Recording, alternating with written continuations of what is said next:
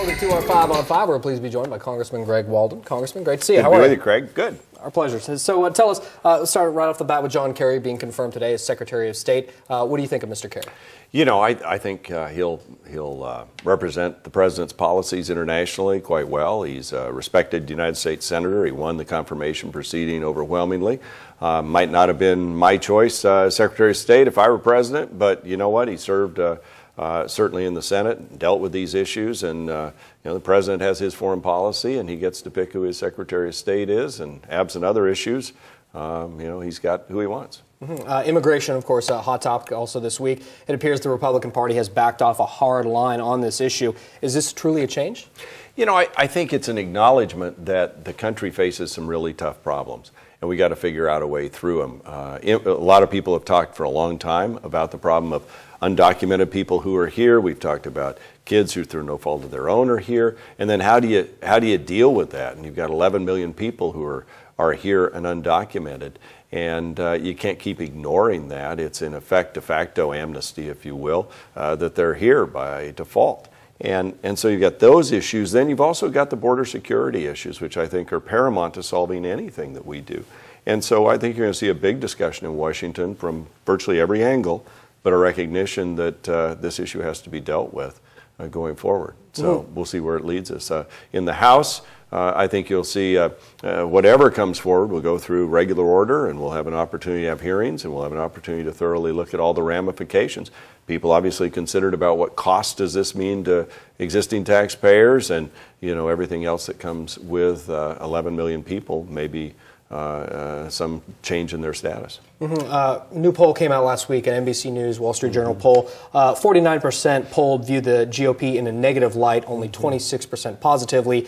Right. On the Democrat side, it was 38 negative, 44 positive, a net positive for them. What is your party, what's going on with this? Well, you know, I think those polls kind of come and go. I think they are a reflection. People are a little upset right now with Republicans. But on the other hand, you've just had a president who's a Democrat who just got reelected and ran a very aggressive campaign. You've got a Senate that stayed Democratic. And so it's natural, I think, that they get to have the biggest mouthpiece in terms of the presidential podium, so he can convey his message better than we can.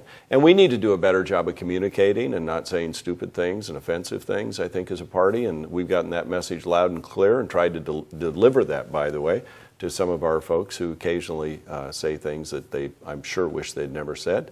And then we've got to offer up positive solutions for the country. And we'll earn back that trust. And I think we can, and we will, and we are.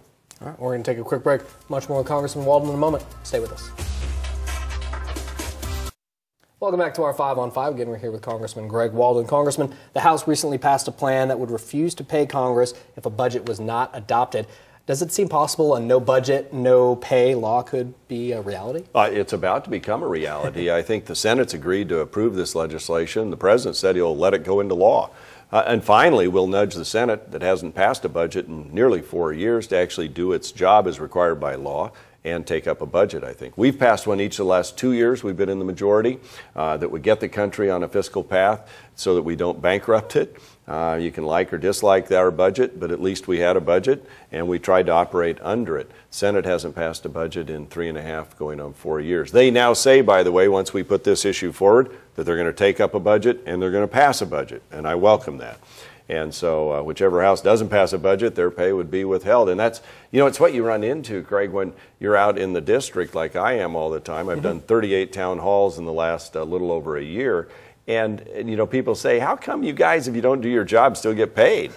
And so this is one of those issues in my leadership position. I went back and said, you know, people really wonder why we get paid and we don't do a job. So why don't we say no budget, no pay? Now, I wasn't the only one saying that, but it's just one of those logical conclusions you come to when you're outside the Washington, D.C. Beltway, that you don't do your job, you shouldn't get paid. And so I'm glad to see this move forward. I'm hopeful that it results in a budget we can all find common ground on and get the country headed in a better path. Real quickly, speaking of the Beltway, we saw you on TV during the president's inauguration. Right. what was going through your mind that day?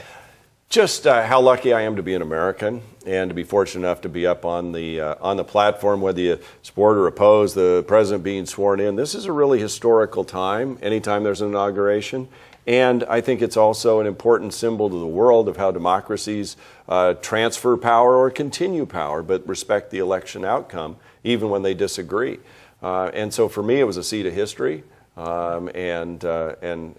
was a great privilege to be there and watch that unfold and look out across the, however many people were on the mall. A few more than come to hear my speeches, probably close to 1 million people. I don't know what the number was, but it's really important. And, and there were a lot of people there who supported the president in the election, a lot who didn't, but recognize that this is America and this is about how we transfer power or continue it. And that's, I think, a really important signal to send to especially emerging democracies around the world. I hope their people can see that even a split country can come together on a given day. Now we'll go back to our corners, of course, and have our philosophical fights and discussions. But on that day, we were certainly one country. Very nice. Congressman, great to see you. Thanks for coming in. Appreciate it. Yeah. Stay with us. We'll be right back.